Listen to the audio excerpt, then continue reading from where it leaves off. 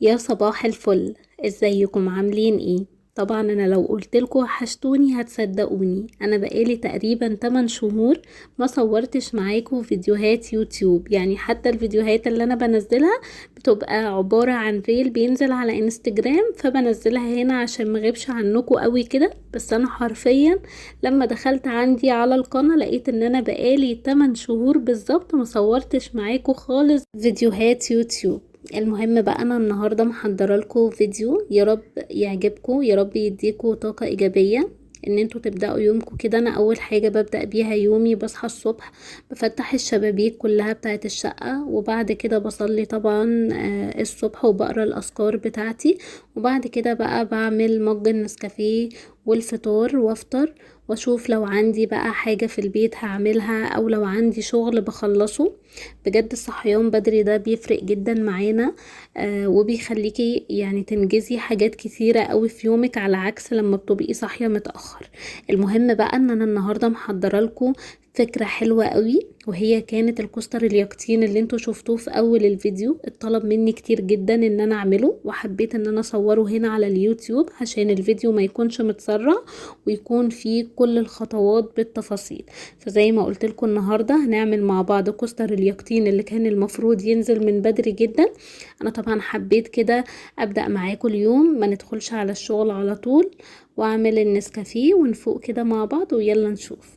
بصوا بقى، كوستر اليقطين انا حبيت ان انا اعمله على كرتون، لان للاسف مؤخرا اكتشفت ان الشغل على الخشب بالشمع والخيوط ما بيبقاش احسن حاجة، لان بيفلت الشمع ما بيثبتش على الخشب. فبدأت أبدل شغلي على الخشب على الكرتون. رسمت الكوسترين بتوعي على قطعة كرتون، وبعد كده فرغتهم بالشكل ده. أول واحد هعمله بحبل الخيش. جبت حبل الخيش ال6 ملي وبدأت ألفه على الإطار زي ما انتوا شايفين كده. الكوستر طبعا لو ظبط معانا من البداية بتاعته هتلاقيه ماشي معاكي بالتسلسل، وهيبقى سهل جدا ومفهوش اي حاجة. فاهم حاجة ان احنا نظبط الاطار بتاعنا، هي الخطوات سهلة وبسيطة مفيهاش اي حاجة خالص. احنا بنمشي على الرسمة اللي احنا قصينها ايا مكان بقى هي ايه. فزي ما انتوا شايفين كده، هي اهم خطوة عندنا الخطوة الاولانية دي. هي اصلا الطريقة سهلة وبسيطة ما فيهاش اي حاجة خالص، بس اهم خطوة عندنا الاطار بتاع الكوستر ده. لو عملناه وطلع مظبوط معانا ومش معوج مننا، الباقي كله هيمشي يعني زي الفل. زي ما انتوا شايفين كده، خلاص انا عملت الاطار، وبعد كده بدأت الف داير ما يدور حوالين بعض على شكل طبعا الكوستر اللي احنا بنعمله. الطريقة سهلة وبسيطة ما فيهاش اي حاجة. في حاجة مهمة جدا صحيح انتوا طبعا ما تعرفوهاش، لان بقالي كتير غايبة عنكم. اللي متابعني هنا على اليوتيوب بس مش متابعني على انستجرام او فيسبوك، انا بقيت اوفر لكم يا بنات الخامات كلها اللي انا بشتغل بيها. كل الخامات اللي انا بشتغل بيها من خيوط من اكسسوارات هاند ميد، كل ده متاح عندي. فاي حد محتاج اي حاجة تقدروا تدخلوا تبعتولي على الواتساب، وهسيب لكم برضو الرقم. المهم هنا بقى انا كنت خلصت الكوستر خلاص. بصوا الطريقة سهلة جدا، وعايزة اقول لكم زي ما شفتوا في اول الفيديو شكله حلو قوي، من اول الحاجات اللي انا عملتها في ديكور الخريف. وفعلا اتطلبت مني كتير ان انا اصورها، بس للأسف ما كانش عندي وقت.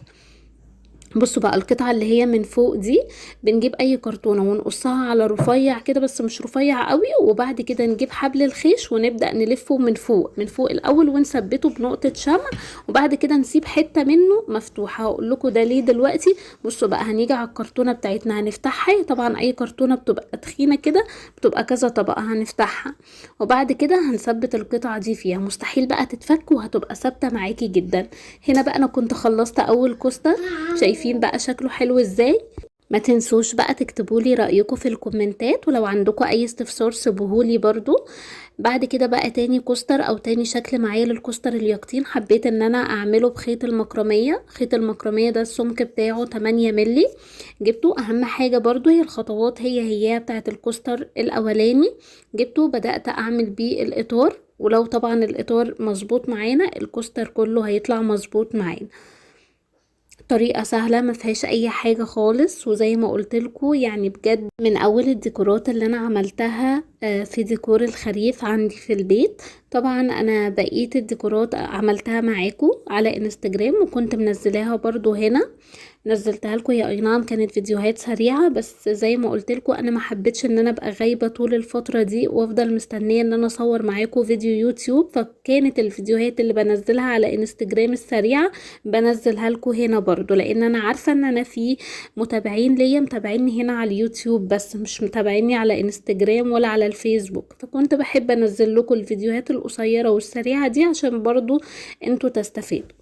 المهم الكوستر هي الخطوات بتاعة الكوستر الاولاني، بس الفرق ان ده مكرمية وان ده خيش. زي ما انتوا شايفين بمشي نفس الخطوات. زي ما قلت لكم بقى انا بقيت اوفر لكم كل الخامات اللي انا بشتغل بيها، وعايزه اقول لكم بنفس الاسعار اللي انت هتنزلي تجيبيها بيها، فهيها. انا عملت ده يا بنات عشان اسهل عليكم الدنيا، عشان لقيت ان في بنات كتير من المحافظات ما بتعرفش تنزل للاسف، فوفرت لكم الخامات. كده الكوستر بقى جاهز معايا. كل اللي انا برضو هعمله فيه الخطوه اللي هي الاخيره، هنجيب قطعه كرتون صغيره كده نقصها صغيره ونبدأ نلف عليها خيط الخيش. لو عايزة تعملي ده برضو خيط مكرمية مفيش مشكلة، بس الافضل ان هو يكون بخيط الخيش. نفس الخطوات بالظبط. ما تنسوش بقى تكتبولي رأيكم، لو اول مرة بتشوفي فيديو ليا ما تنسيش تعملي اشتراك في القناة. استنوا فيديو جديد بفكرة جديدة.